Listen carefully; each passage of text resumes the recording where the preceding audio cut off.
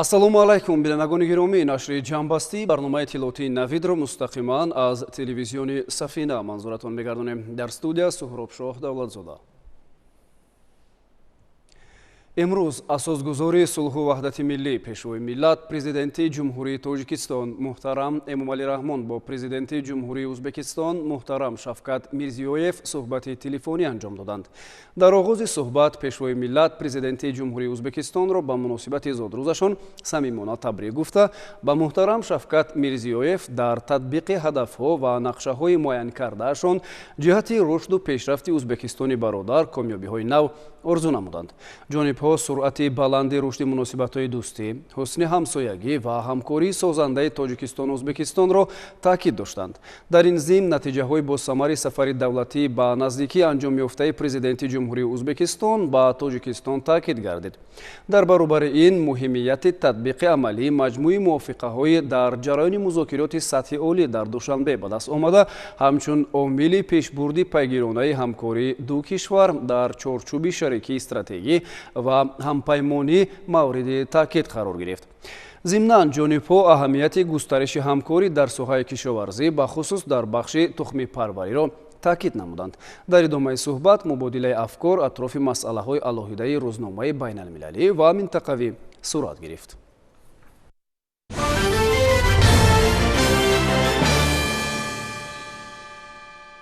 امروز اساسگذاری صلح و وحدت ملی پیشوای ملت پرزیدنت جمهوری تاجیکستان محترم امومعلی رحمان با رئیس شهر دوشنبه رئیسان ولایت‌های سوغد و ختلان و وزیر کارهای داخلی صحبت تلفنی انجام داده دویر با یک قطار مسائل مهمترین روز حسابات آنها را شنیدند و برای سریع وقت و با صفت انجام دادن تدبیرهای ضروری با آنها دستور و سپارش‌های مشخص دادند.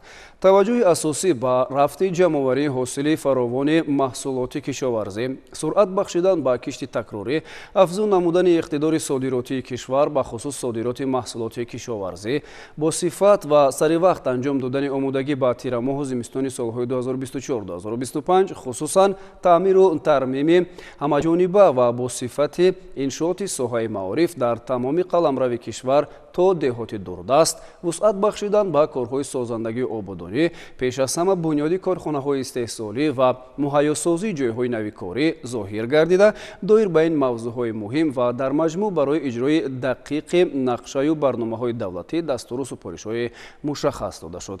سرور دولت محترم امومعلی رحمان همچنین با بالوروی شدید حرارت هوا در کشور خصوصا در ولایت ختلان که از امروز سر شده تا چند روز دیگر ادامه خواهد داشت توجه زیاد ظاهر نموده با مسئولین دویر با پیشگیری از سوختار و دیگر حالت‌های فوق‌العاده و حفظ بینایی و انشاءات بازارها و کشتزار به خصوص زمین‌های غله از آن و زیر نظارت گرفتن جای‌های آبازی کودکان و نورسان خردسال را دستور و سپارش‌های مشخص دادند و تاکید کردند که برای حفظ سلامتی از گرمای شدید مردم باید آب زیاد نوشند.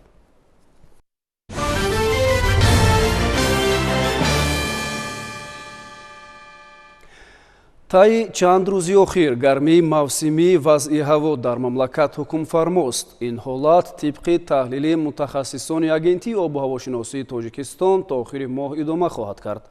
ضمناً گرمی از معیار زیاد به سلامتی انسان‌ها نیز بی‌تأثیر نخواهد بود. طبیبان نیز توصیه می‌دهند که در این روزها کودکان و نفران کلانسال باید بیشتر از احتیاط کار بگیرند. شرح همکاران ما در همین خصوص آماده شده است. طبق اطلاع اگنتی آب و هواشناسی مملکت دوام یک هفته آینده در وادی‌های ناحیه‌های تابع جمهوری و ولایت سوغد هوا تا 43 درجه، ولایت ختلان 46 درجه، منطقه‌های علاهیده کوهی و دامنه‌کوه‌ها 40 درجه، ناحیه دروز تا 42 درجه گرم می‌شود. روزهای 24 26 ایول با سبب بلندشوی حرارت هوا در حوزه دریاهای زرافشان 5 و وخش بلندشوی سطح آب دریاها پیشگویی شده. در منطقه‌های کوهی و بلندکوهی ناحیه‌های تابع جمهوری و غربی ولایت مختار کوهستانی بدخشان سر زدن سیل‌های پیریخی از احتمال دور نیست. از این رو کمیته حالت‌های فوق‌العاده و مدافع گراجدانی نزد حکومت جمهوری تاجیکستان ساکنان را به احتیاطکار بودن در این روزها دعوت می‌کند. ҷиҳати пешгирӣ намудани ҳодисаҳои нохуш вобаста ба баландшавии сатҳи оби дарёҳо ки ба сангрезиш аз он ҷумла омадани сел фаромадани яч мусоидат мекунад, кумитаи ҳолатҳои фавқулодда ва мудофиаи граждании назди ҳукумати ҷумҳурии Тоҷикистон бори дигар эҳтиромона ба диққати аҳолие ки дар ин минтақаҳо зиндагӣ мекунанд мерасонад ки дар ин рӯзҳо бояд хеле эҳтиёткор бошанд, чун бори дигар такрор мекунем ки дар натиҷаи баландшавии ҳарорати ҳаво албатта бадшавии саломатии худи шаҳрвандон ҳам низ аз эҳтимол дур нест.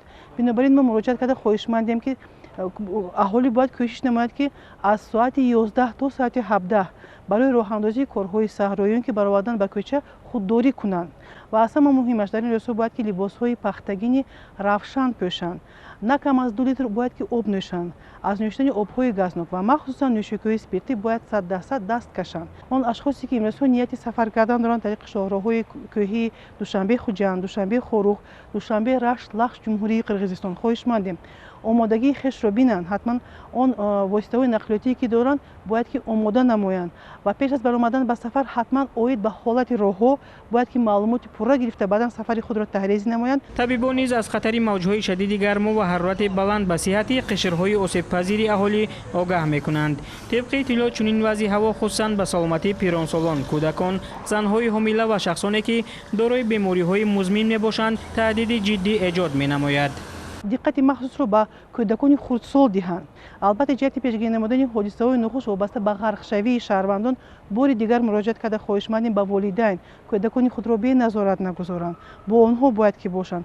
ҳатман дар ин рӯзҳои гармӣ бояд барои худи таномандии саломатии кӯдакон мо бояд ки саҳми худро гузорем ва бо кӯдакон бояд ки ба он обанборҳое ки иҷозат доранд барои қабули шаҳрвандон бо онҳо раҳсипор шавем ва ҳангоми рух додани ягон ҳодисаи нохуш албатта ҳар як шаҳрванд имконият дорад ба кумита ба рақами 112 ё ба қисми навбардорӣ ба рақами 93 880 2819 занг зананд. бояд гуфт ки дар рӯзҳои гарми тобисон ҳар як шахс бояд саломатии худ ва наздиконро эҳтиёт намояд. мутахассисон ба сокинон тавсия медиҳанд ки давоми ҳафтаи оянда рӯзона дар дохили биноҳо қарор бигиранд ё ҳангоми зарурат бо чатр ва кӯлоҳ ба кӯчаҳо бароянд.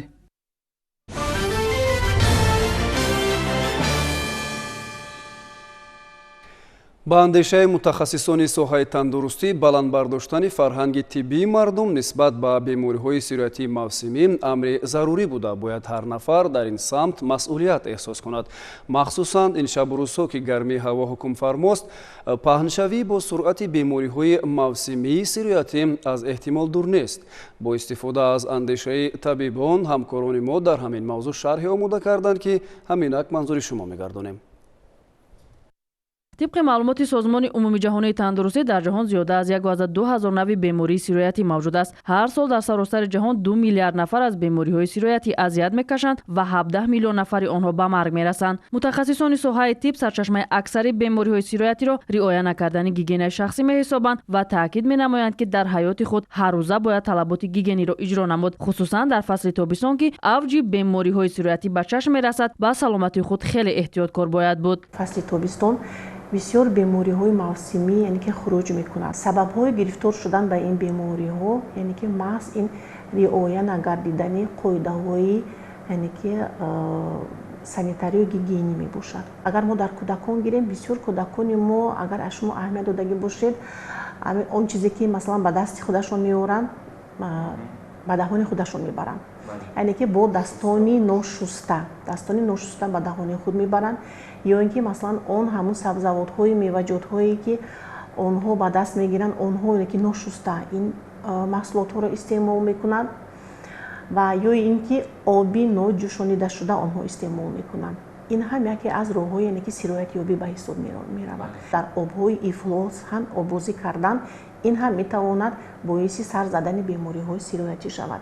معمولترین نوع بیماری‌های سیرویتی در فصل گرم و درونروی میباشد. بنا به معلومات طبیبان سبب خروج بیماری درونروی یا خود بیماری‌های شدید روده اومده در اکثر وقت بر رعایت نکردن قاعده‌های عادی‌ترین گیگینی بستگی دارد. طبق تحلیل متخصصان در بسیار موارد کودکان تا سن 5 ساله با بیماری‌های شدید روده اومده گرفتار میشوند. زیرا با نظرداشت کم مسئولیتی والدین کودکان در گرمای تابستان غذای نادرست استعمال نموده همزمان گیگینی شخصی را رعایت نمی‌کنند. بیماری‌های شدید معده روده بسیار یعنی که برای کودکان خردسال خطرناک میباشند. чунки масалан кӯдаки хурдсол агар ҳам қайд кунад ва ҳам масалан тез аллакай ғазои ҳоҷат кунад, ин яъне ки ба беобшавӣ бадан оварда расонданаш мумкин аст ва ин беобшавии бадани инсон ин як масалан хатар барои ҳаёти инсон шуморида мешавад. ва дар ин ҳолатҳо бинед барои пешгирӣ намудани чунин ҳолатҳо, яъне ки бинед мо духтурон, яъне ки мутахассисон чиро тавсия медиҳанд. Масалан бинед дар фасли гармо тобистон ҳатман бояд ки оби ҷӯшонидашуда истеъмол кунем, ё ин ки он обҳое ки аллакай тайёр ҳастанд барои истифода намудан, яъне ки дар мана бинед мағозаҳо мо аллакай дида метавонем, яъне ки сарпӯш доранд онҳо, ин ҳам барои яккарата истеъмол намудан инро яъне ки тавсия метиҳам. ҳатман аз анамун нӯшобаҳое ки масалан дар шароити хона тайёр мекунанд, аз масалан меваҷотҳои худамон кор кардашудагӣ масалан метавонанд ки ягон нӯшобаҳои яъне ки муфид, ин ҳам аз витамин инҳо бой ҳаст, инро истеъмол кунанд, ҳам ташнагиро мешкананд. пешгирии бемориҳои сироятӣ бештар ба тараққиёти хоҷагии халқ, дараҷаи неку аҳволи аҳолӣ, хизматрасонии тиббӣ ба шаҳрвандон ва сифати он вобастагӣ дорад. дар ин масир барои пешгирии бемориҳои сироятӣ дар баробари масъулини соҳа, инчунин ҳар як шаҳрванд низ бо дарки он ки солимии миллат бойгарии асосии давлат аст, бояд эҳсоси масъулият намуда саҳми арзандаи худро дар ҳифзи сиҳати худу дигарон гузорад.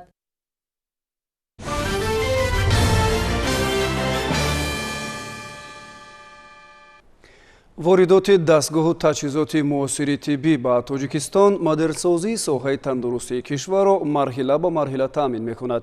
Феълан таваҷҷӯҳи ҳукумати мамлакат ба масъалаи баробар сохтани сатҳи хизматрасонии тиббӣ дар масъалаҳои тандурустии марказиву маҳаллӣ равона шудааст ва дар ин самти кор пешравиҳо ба назар мерасанд. Дар ҳамин мавзӯъ хабарнигорони минтақавии мо аз вилояти Суғд гузориш омода карданд.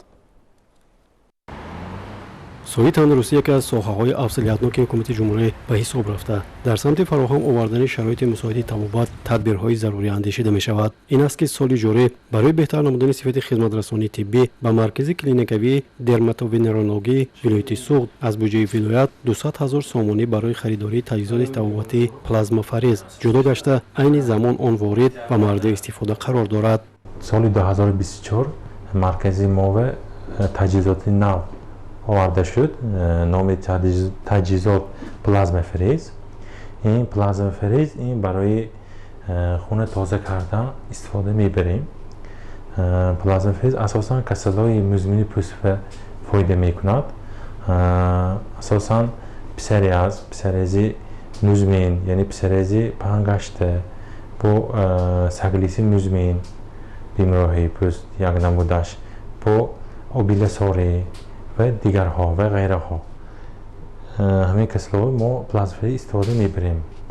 плазмафарез худаш чист? плазмафарез ин хунро тоза мекунад, хеле тоза мекунад, хунро аз организм хунро қабул карда мегирад. плазмафарез аппаратанда так сентрифугаш ҳай, дуруни сентрифуга ва хун даромда, дар сентрифуга хун тоза мешавад ва аз сентрифуга бо плазма ҷудо шуда ва мондаги сентрифуганда мондаги хуни тоза бо гашта организмба медарод.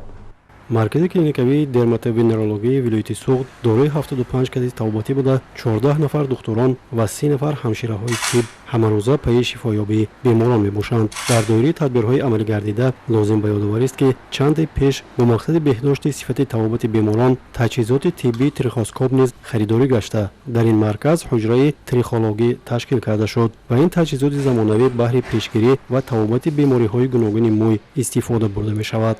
дар соли 2024 як аппарати нав, яъне трихоскоп, яъне аппарате ки бо кӯмаки ин аппарат мо монда метавонем ки ҳар хел бемории асосан мӯй, бемории барои ташхис гузарондани бемории мӯба истифода мебарем.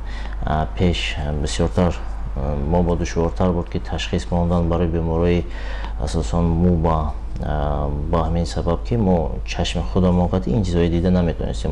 бо ёрдами аппарат ки овардан трихоскоп, бо ёрдами ин аппарат мо ташхиса пурро гузаронда дар асоси ташхиси аппарат ва беморҳо муолиҷа нависта бурда истодем. дар охири 6 моҳ мо аппаратҳои ба беморон гузаронем, ташхис гузаронда асосан ин бемории мӯйрезӣ ба бисёртар мо ба ёрдам мекунанд. Мойрези лонави универсали мебошад, сибария, яъне бемории сиборӣ ки ронқубои чарбсор ҳамон намуд беморро ба ташхис гузаронда ва дар асоси ташхис муолиҷа карда истодем. Натиҷаҳо خیلی خوب است. طبق اطلاع مسئولین در ولایت 12 حجره درماتوونرولوژی، 5 مرکز کسلی‌های پوست و عضوهای تناسل با 270 کت بیماری فعالیت دارد. طبیبان صاحب تخصص مرکز کلینیکوی درماتوونرولوژی ولایت سوغد با استفاده از دانش و ملکه و تجهیزات معاصر طبی بیماران را به تشخیص و توبت سریع فرا گرفته برای باز هم بهتر نمودن سفید خدمت رسانی بیش از پیش کوشش به خرج می‌دهند.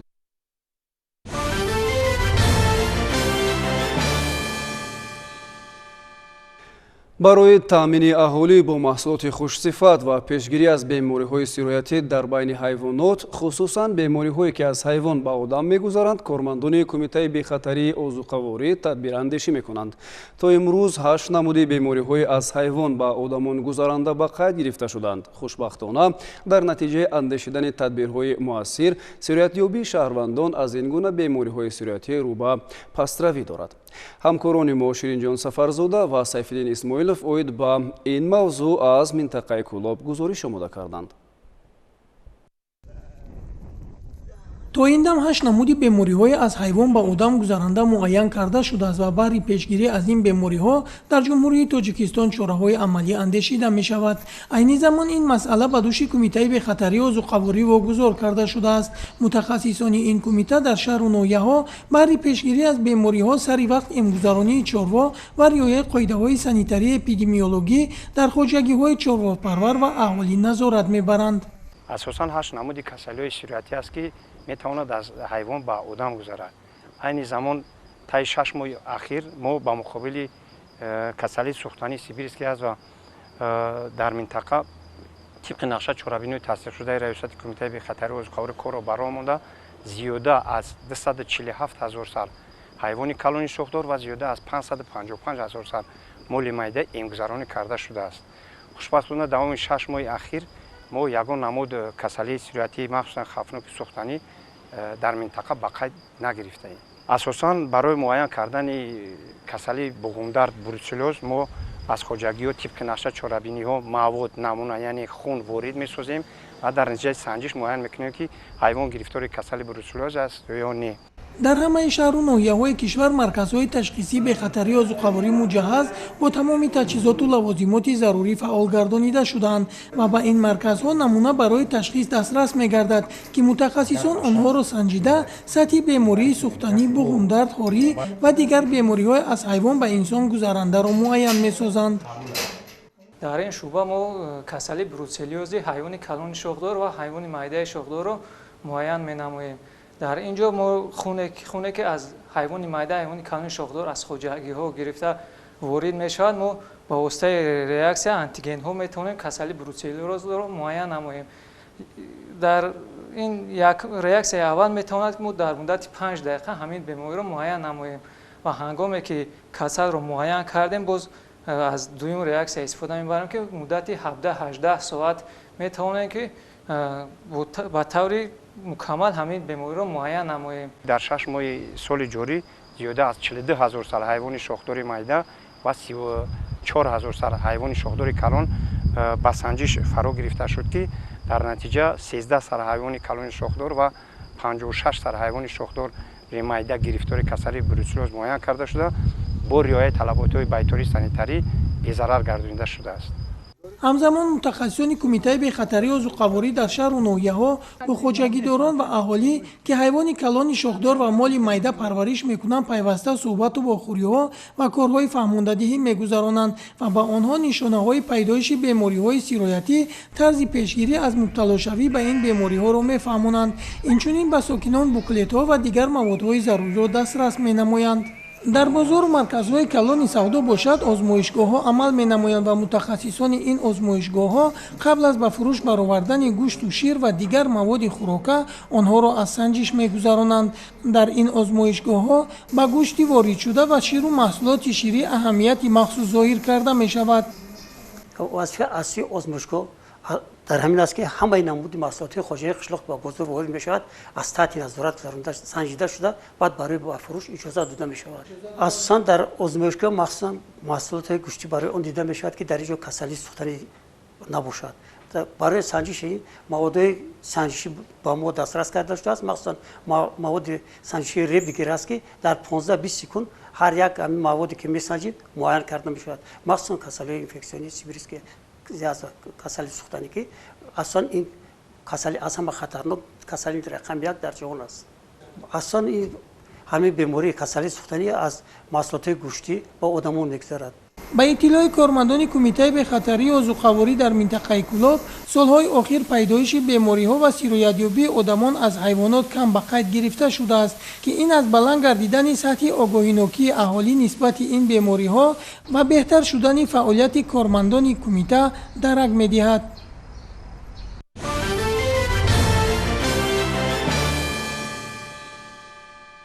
ضمن پیشبرد کارکردهای فوری جستجویی از طرف کارمندان کمیته دولتی امنیت ملی تاجیکستان از گردش غیرقانونی با مقدار مخصوصاً کلان مواد مخدر مصادره کرده شد. شرح همکسبان ما در همین خصوص آماده شده است. حفظ مرز و بوم، تمامیت ارضی و یکپارچگی وطن وظیفه مقدسی هر یک شهروند میهن‌پرست کشور میباشد. امروز با شرافت زحمت‌های شبانه‌روزی کارمندان مقامات حفظ حقوق و نهادهای قدرتی در یک جایگی با ساکنان جمهوری ثبات و امنیت کشور تامین است. اما با وجود این گروه و شخصانی علیحده منفعت‌جو نوابسته از منصوبیت ملی، نژادی و حیثیت اعتقادی همیشه در تلاش آنند که زندگی آرام و آسایشته مردم را قربان منفعت‌های خصوصی و گروهی لحظه‌ای خود کنند. ҳангоми гузарондани чорабиниҳои оперативи ҷустуҷӯӣ аз тарафи кормандони кумитаи давлатии амнияти миллии ҷумҳурии тоҷикистон дар якҷоягӣ бо хизматчиёни ҳарбии қушунҳои сарҳадии кумитаи давлатии амнияти миллии ҷумҳурии тоҷикистон дар минтақаи назди сарҳадии ҷамоати деҳоти хутани ноҳияи фархори вилояти хатлон ҳудуди хизматрасонии дидбонгоҳи сарҳадии рақами 2 кокул қисми низомии 0307 раисати қушунҳои сарҳадии кумитаи давлатии амнияти миллии ҷумҳурии тоҷикистон дар вилояти хатлон далели қочоқи маводи мухаддир дар ҳаҷми махсусан калон аз ҷумҳурии исломии афғонистон ба тоҷикистон ошкор ва пешгирӣ карда шуд.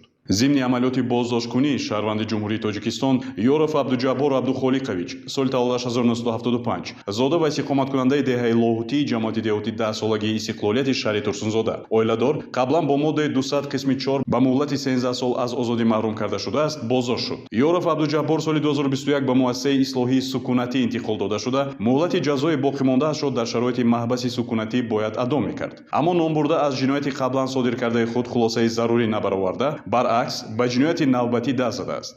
من سال 2014 با ماده 200 قسم 4 قدم مواد مخاطر قطعی شده بودم.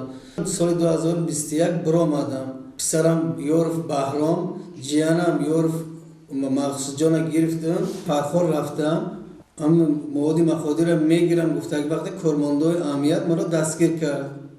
من باید گرفته گرانیسه ازبکستان بردم در کار بود.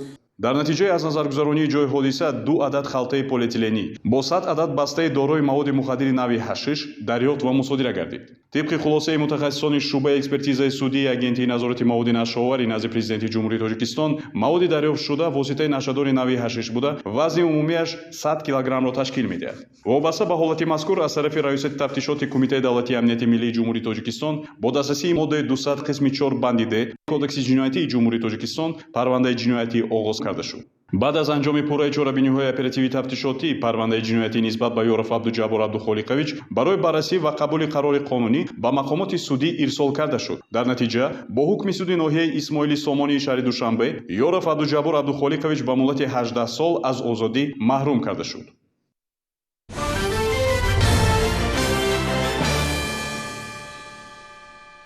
созандагиҳо дар саросари тоҷикистон вусъати тоза касб кардааст. махсусан ин раванд дар доираи омодагиҳо ба истиқболи шоиста аз ҷашни 35-солагии истиқлоли давлатӣ тибқи нақша чорабиниҳои таҳия гардида бо маром ҷараён дорад. дар ноҳияи рашт дар чаҳорчӯби иқдомоти бунёдкорӣ таҷдиду эъмори бештар аз 300 иншоот роҳандозӣ шудааст. бештари ин иншоот таъиноти иҷтимоӣ доранд, мегӯянд ҳамкорони мо.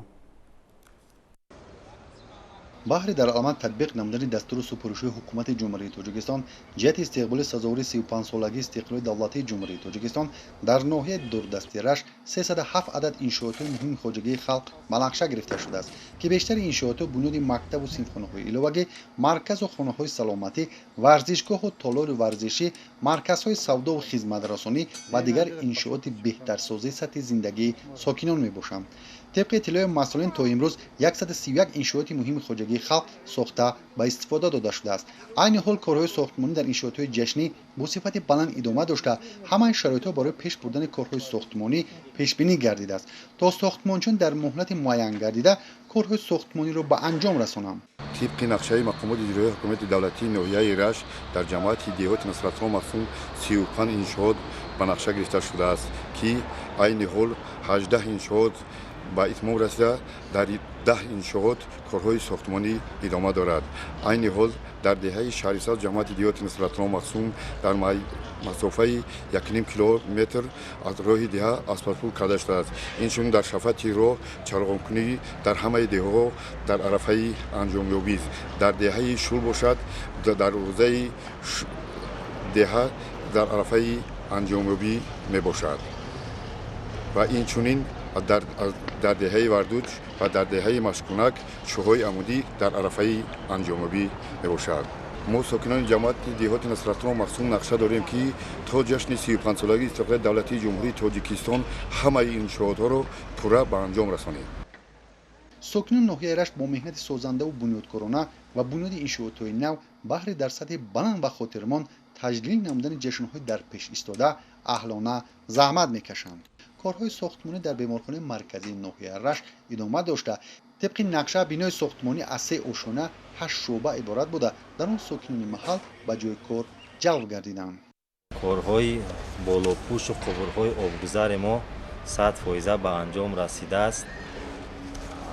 زیاده 150 نفر کار و فعالیت میکنند. کارهای درونه ما عین حال مشغولند به رنگ و بارکنی درونهای بنا. کارگران ما با سه و خوراک گرم و جای خود تامین هستند. با واسط کارهای آبادانی و بنیادکاری سیمای دهات ناحیه رشت حسن تازه گرفته آغاز انشاءات‌های نو و پیدا شدن جایهای نوی کاری مساعدت می‌نمایند. مقامات اجرایی حکومت دولتی ناحیه رشت همه کوشش امکاناتش را بهر آن سفربر کرده است که نقشه و عهدهداری‌های قبول کرده را در دوام سال 2024 تامین نموده دستور و هدایت‌های اساسگذار صلح و وحدت ملی پیشروی ملت پرزیدنت جمهوری تاجیکستان محترم امامعلی رحمان و حکومت جمهوری تاجیکستان را در عمل تطبیق نماید.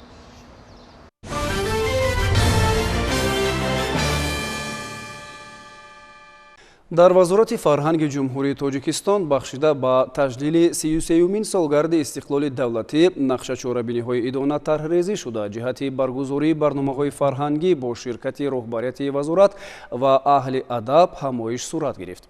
طبق اطلاع همکاران ما در همایش مسائلی وابسته به تجلیل سزاوار جشن عمومی ملی و برنامه‌های جشن اهل هنر و فرهنگ مورد محاکمه قرار داده شد. در نشست از دستاوردهای بی‌نظیر زمان استقلال یادرس شده تحکیم و تشکل آن را مربوط زحمت و جانتلاشی‌های رهبریت عالی کشور معنی داد کردند. تقاضا کرده شد که جهت خاطرمان تجلیل نمودن این صنایع فرخنده باید برنامه‌های هنری و دیدنی تهیه گردد که شکوه و جلوه استقلال و آزادی ملت تاجیک در آن تجسم یابد. دانشمندان و کارشناسان در برآمدهای خود ذکر کردند که همه دستاوردهای بزرگ ملت صلح‌پرور تاجیک در دوران نوین محصول سیاست خردمندانه، دوراندیشانه و فرهنگ پرور اساسگذار صلح و وحدت ملی پیشوای ملت پرزیدنت جمهوری تاجیکستان محترم امامعلی رحمان می باشد و باید اهل هنر با در نظر داشت این دستاوردها به کارهای ایجادی و هنری شغل ورزند. ذکر شد که استقلال دولتی در سرنوشت ملت تاجیک سرآغاز دولتداری نوین و بنیاد جامعه متمدن گردید. در نتیجه صاحب استقلالی کشور ما میان دولت‌های جهان موقع خاص خود را پیدا نموده ملت تاجیک با عزم و اراده قوی به سوی آینده درخشان قدم نهاد. محض استقلالیت بود که منفعت‌های ملی پیش از همه آزادی، امنیت، ثبات، انکشاف علم و معارف به طور ضروری تامین گردید. شرایط مساعد جهت پیشرفت و ترقی و رشد کشور به میان آمد و نظام نوین رابطه‌های بین الخلقی یکی از هدف‌های بزرگ و سازنده دانسته شد.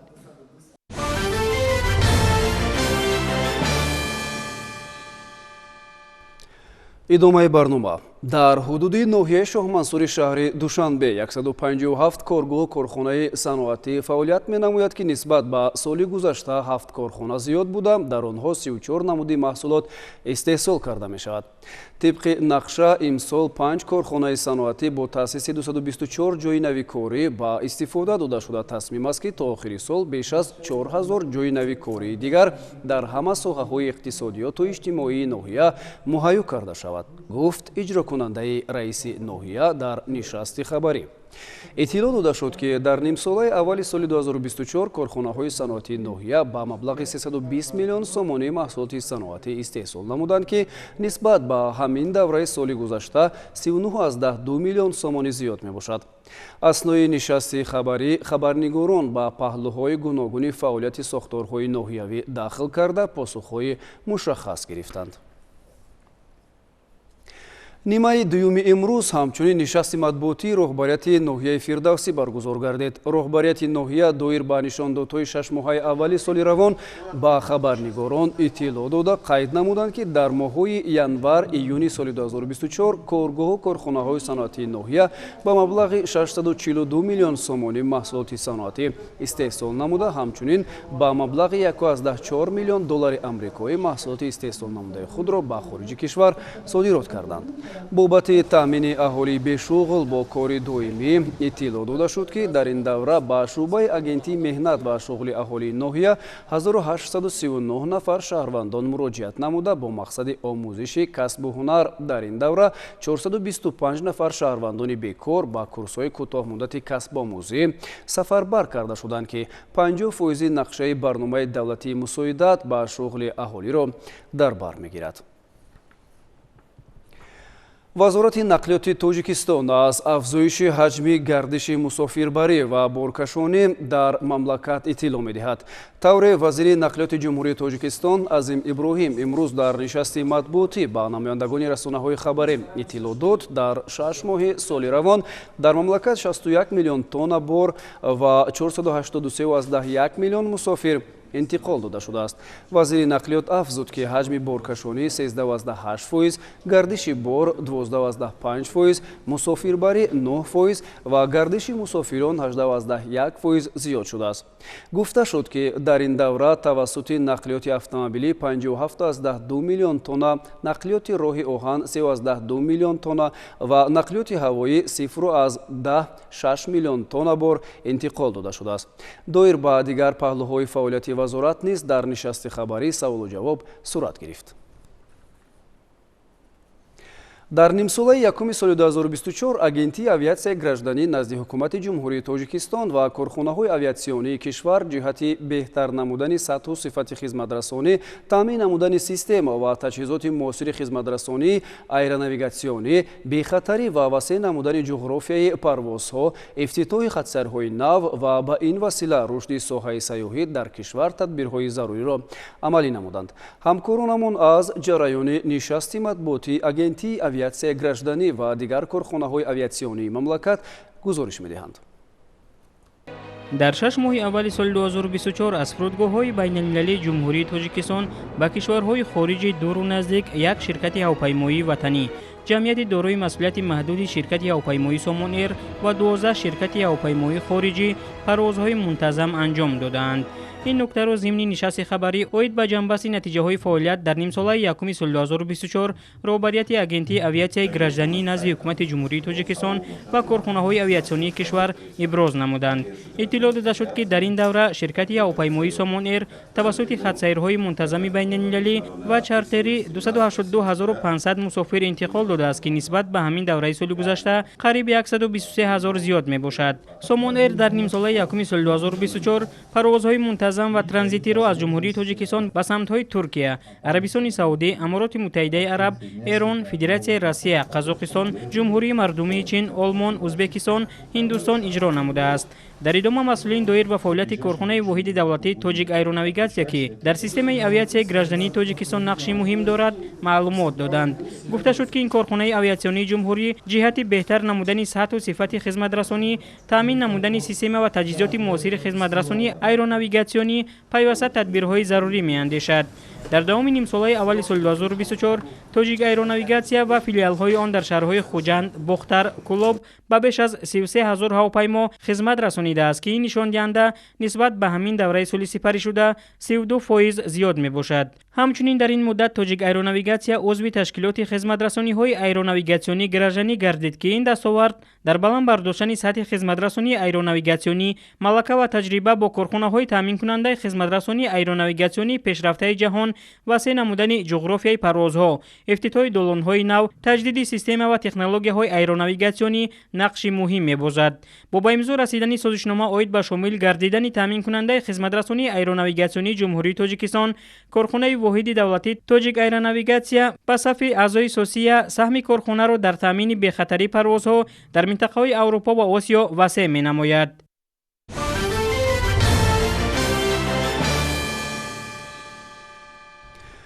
در جمهوری تاجیکستان شماره عمومی مشتریان شبکه‌های علاقه برقی بعد در عمل تطبیق نمودن قرار حکومت جمهوری تاجیکستان درباره ترتیب و طلبات پیوست‌شوی به شبکه‌های علاقه برقی و خدمت‌رسانی‌های وابسته به آن 7.8 میلیون نفر را تشکیل داده، 4.8 میلیون عدد آن مشتریان فعال میباشند.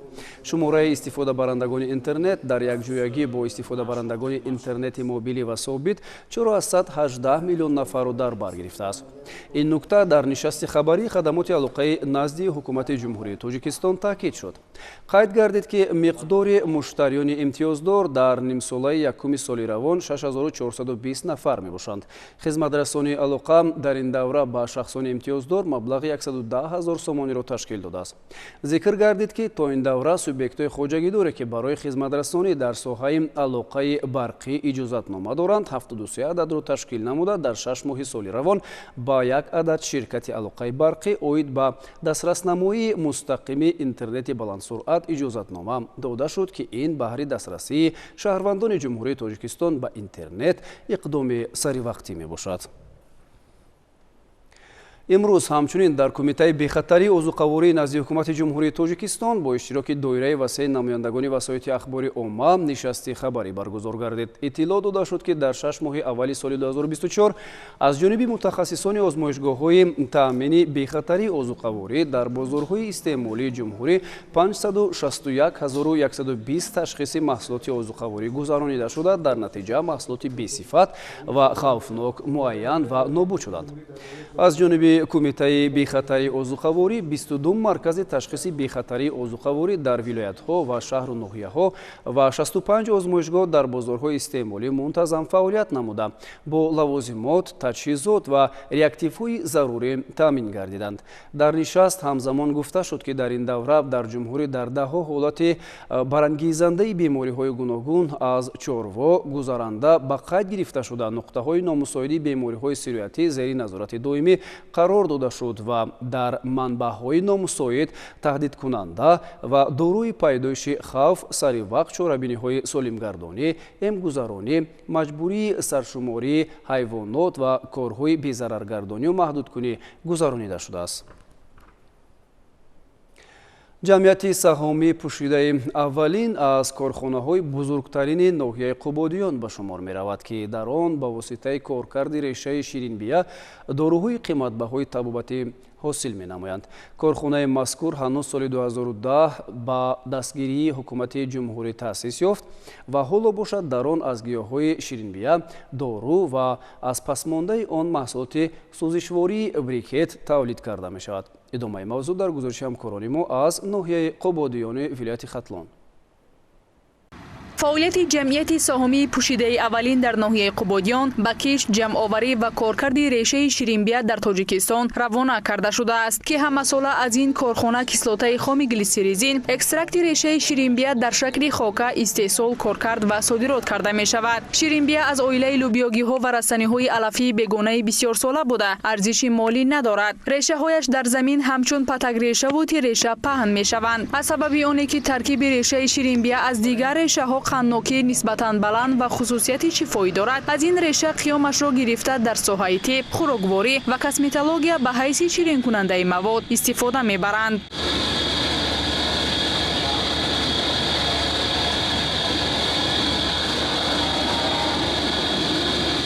این کارخانه سال در سال 1,500 تن ریشه شیرینی را کارکار کرده می شود. از همین سال 150 تن اشیاء خام ما استحصال میکنیم. کارکار ریشه شیرینی از 3-4 قسم وارد است. هر میده میکنن، بعد در کنوس‌های اکستراکت است. در اونجا 1 تن 10 کیلو ریشه ما جمع میکنیم.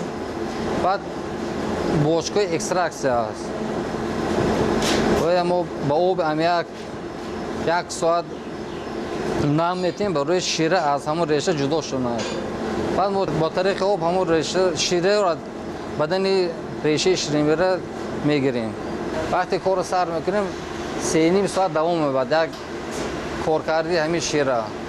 در دوام 3.5 ساعت همین محصول ما تیار میشود. یکم دویمه که ما پرتاب داریم. پرتاب ما به مصرف نمیرد. ما اون پرتاب بریکت سوژفوری استحصال میکنیم. ما از ما تیرمو سر کرده تا بهار تیار میکنیم، به مردم دسترس است. از 1 تن ما شیره کاک 100 کیلو میگیریم. برای استحصال شیره شیرین بیا ما از دو نمود خمیکا استفاده میبریم. خمیکا معلولی امیاکی بعد کسلاتی سولفات. خمیکا امیاکی برای نامنو کردن ریشه شیرین بیا، برای جدا کردن قند از ریشه. کسلاتی سولفات برای تکشون شدن همون شیره استفاده برمی شود. کارخانه مذکور در اختیار خود 2000 گکتار زمین داشته. همه ساله در آن کشت و پرورش شیرین بیا را به راه میمانند. همزمان کارخانه در 3 بسته کاری فعالیت میکند که در مجموع بیش از 80 ساکن محلی را با جای کاری دائمی تامین نموده است و طبق اطلاع در موسم جمع آوری از 300 تا 400 ساکن به طور اجاره کار به کار جلب کرده می شود. اساساً ریشه شیرین بیا در همین منطقه قبادیان بسیار نشناوی خوب میکند. و همین نگاه نکرده ما زمین روی بیکارخوابی رو شدگار کرده، کشتکاری ریشه شیرین بیا رو افزایش دادیم. ما 2 موسم به ریشه میشنونیم. در مدت 3 تا 5 سال کارکار کرده می شود. پیش از کارکار کرده ما در زوال ما لابراتوری داریم. میگیریم انالیز میکنیم. اگر انالیزش درست گیرد بعد ما زمین رفته کارکار کرده ریشهش استحصال میکنیم. دستگاه ما همش به طریق اتوماتیک نصب کرده شده است. کارگرای ما همشون یاد گرفتگان. ما یاد میتیم پیش از کار سر کردن. من از اول تاسیس یابی این کارخانه کار و فعالیت برده ایستادم.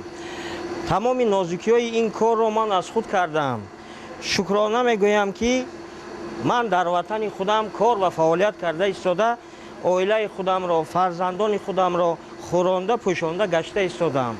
در اینجا به ما تمام شرط و شرایط های کاری، شرط و شرایط های زندگی داده شده ایستاده است.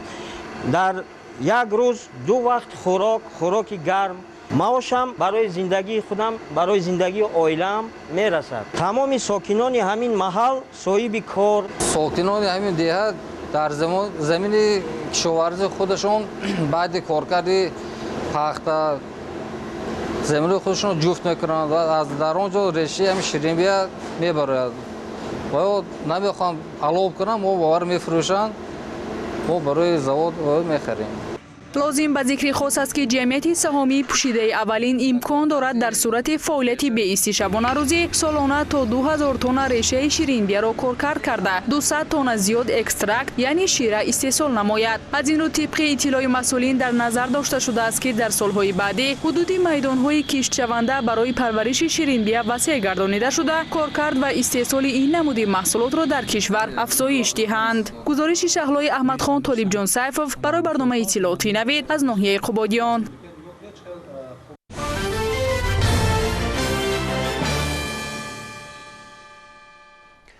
сокинони маҳаллаи фалакони ноҳияи шоҳмансури шаҳри душанбе заминро самаранок истифода мекунанд. хусусан сокинони ин минтақа заминҳои назди ҳавлигиашонро мақсаднок истифода бурда ҳамасола ҳосили дилхоҳ ба даст меоранд. шарҳи бештар дар матлаби навбатии барнома.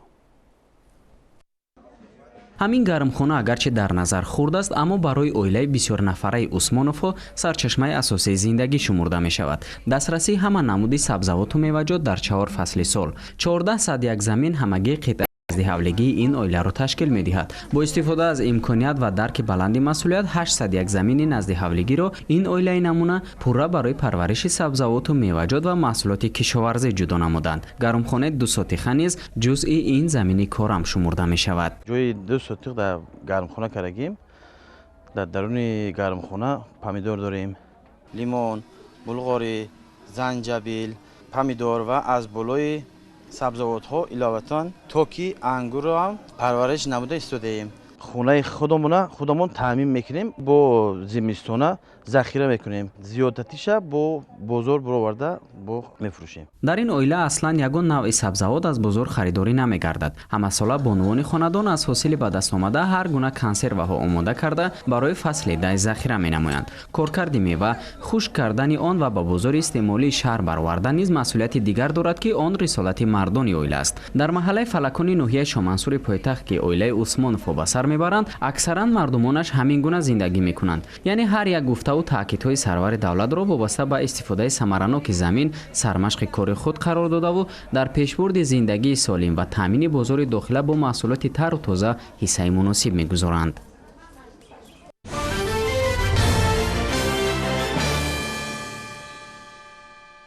дар арафаи ҷашни 33-солагии истиқлоли давлатии ҷумҳурии тоҷикистон дар ёдгории асримиёнагии таърихи халқи тоҷик қалъаи ҳулбу корҳои деворбандии атрофи қалъа, бунёди гулгашти майдони саҳни ҳавлии он ба анҷом расида роҳравҳо сафолак пӯш гардиданд. хоҷа назриев дар ҳамин мавзӯъ шарҳи бештар дорад. дар шафати майдони озорхонаи таърихи ҳулбуг ин гулҳо ки ҳазорсола боз инҷо худрӯй мерӯиданд аз тухми онҳо аст. саҳни майдони озорхона ва қалъаро бо таровати зебоияш сабзу хӯрам гардонида диққати меҳмононро ҷалб менамояд. озорхонаи таърихи ҳулбуг нигораҳое ки аз қалъаи ҳулбуг бостоншиносон пайдо намуданд ҳамин ҷо гирд оварда шуда ба маърази тамошо гузошта шуданд. дар баробари он ки ҳамарӯза даҳҳо сайёҳону меҳмонон аз озорхона дидан менамоянд, мисли ин одамон сокинони маҳаллӣ ҳам тез-тез ба ин ҷо меоянд. аз саҳифаҳои таърихи пурғановати халқи тоҷик баҳравар гардида бо гузаштагони худ ифтихор мекунанд. мо имрӯз меҳмоно ки дар хона буданд аз шаҳри бохтар ҳаракат карданд ки моро баъд ҳамаи озорхонаи ҳамаи ҳулбукро нишон бидем. хай имрӯз омада ин қати ҳамроҳи ҷавонон бо ҳамаи чӯяи гузашта шинос кардем. бо ин бародарҳо хати шиносмон карданд, аз гузаштаҳо бохабар шуданд ҷавонон. бисёр мо фахр мекунем ки дар ҳамаи деҳаи ҳулбук таваллуд шудем ва ҳар дафъи омада ёд мекунем ҳамеша. рӯбарӯи озорхонаи ҳулбуг дар шафати ин қитъаи шоҳрои душанбе кулоб дар деҳаи меҳробод ноҳияи восеъ ин қалъа қасри шоҳони ҳулбуг маркази маъмурии хатлони давраи асримиёнагӣ аст. дар даврони соҳибистиқлолии тоҷикистон бо тармиму барқарорсозии вайронаҳои он қалъа симои тарихиашро гирифта макони сайру сайёҳати сайёҳону меҳмонони дохилӣ ва хориҷӣ гаштааст. дар доираи корҳои ободонӣ бахшида ба истиқболи ҷашни 35-солагии истиқлоли давлатӣ имсол корҳои сохтмонӣ дар ин иншоот идома ёфта атрофи қалъа девор гирифта шуда саҳни ҳавлии он бо шиноиндани гулу гулбутаҳо ва фоввораҳо гулгашт гаштааст. чунин манзараҳои диққатҷалбкунанда ба ҳусну шаҳомати қалъаи ҳулбуг зебоии тоза бахшидааст. абдулло хоҷаев бостоншинос директори мамнугоҳи таърихи ҳулбуг ба рафти корҳои сохтмонӣ назорат мебарад. дар саҳни ҳавлии он ин иншоотҳои хурд мағозаҳои армуғонӣ ҳастанд. баъди мавриди истифода қарор гирифтани ин дуконҳо сайёҳону меҳмонон аз ҳамин ҷо барои хотира армуғонҳои миллиро ки онҳо маҳсули меҳнати дастии ҳунармандони халқи тоҷик ҳастанд дастрас карда метавонанд. дар нақша гирифта шудааст ки бо ҳамаи он ҳунармандоне ки дар тамоми тоҷикистон зиндагӣ фаъолият мекунанд, аз водии ҳисор, аз бадахшон, аз суғд, он ҳунармандон ки ба истеҳсоли масолеҳи миллӣ имрӯз самти фаъолият доранд, эҳёи ҳунарҳои мардумӣ. Бо онҳо аллакай мо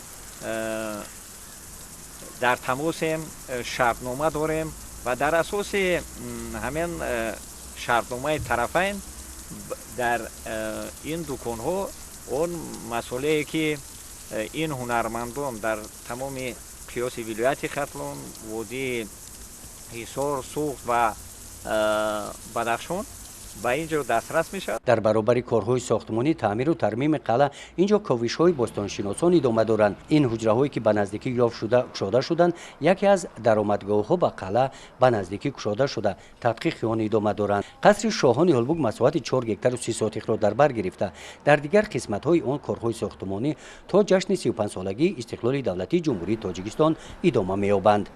гузориши хоҷа назриф, Худойназар Зуҳуров аз ноҳияи Восеъ барои барномаи иттилоотии Навид.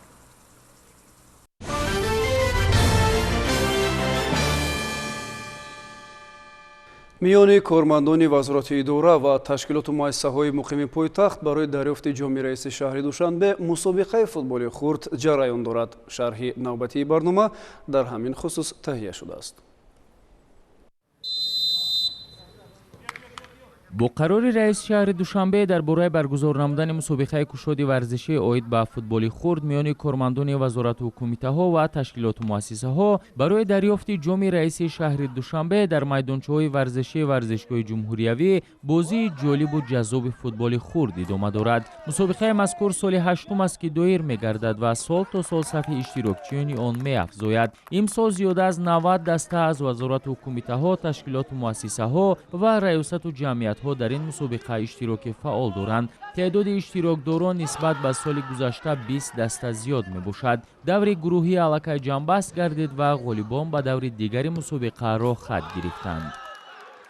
дар маҷмӯъ аз 90 даста яъне зиёдтар иштирок карда истоданд ва дар 4 гурӯҳ яъне байни вазорату корхонаҳои идора, байни раёсатҳо, байни дӯстдорони футбол, яъне байни бигем ки ғайри касбӣ, футболи ғайри касбӣ ва байни собиқадорон.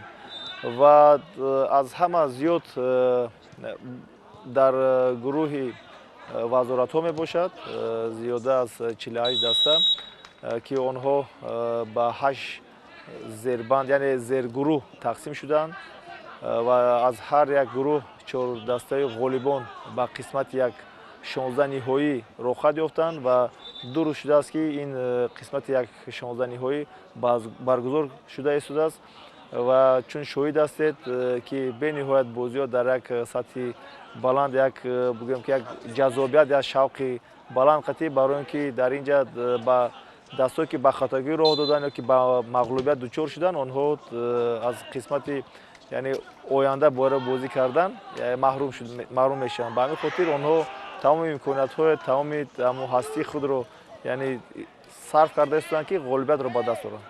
дастаи футболи муассисаи давлатии телевизиони Сафина яке аз иштирокчиёни фаъоли ин мусобиқаи бошукӯҳ аст. дар даври гурӯҳӣ футболбозон маҳорати воло нишон дода бар ҳамаи ҳарифонашон даст боло шуданду ба даври як 16 ниҳоӣ баромаданд. дар ин даври мусобиқа дастаи футболи Сафина бо футболбозони кумитаи кор бо ҷавонон ва варзиши назди ҳукумати ҷумҳурии Тоҷикистон андари майдон шуданд. бозӣ бисёр пуршида ҷараён гирифт. дар натиҷа маҳорати волову бозии зебои футболбозони телевизиони Сафина самар оварду рақибро бо ҳисоби 8-3 мағлуб намуданд.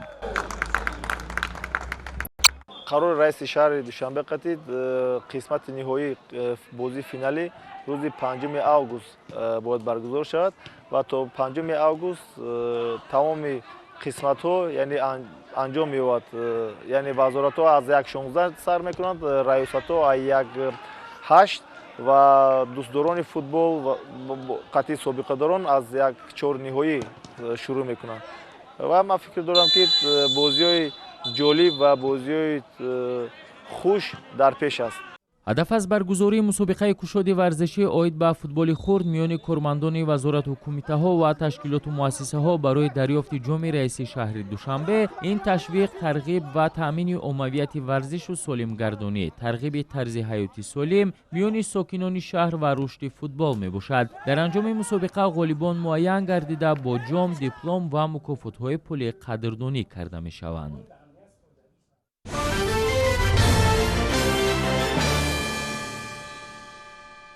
бинандагони азиз, ҳамин гуна буданд хабарҳои нашри ҷамъбастии барномаи иттилооти навид. барномаамон ба анҷом мерасад, вале барномаҳои дигари телевизиони Сафина идома дорад. дар давоми шаб бароятон исроати хубу хушод таманно мекунем. хайр.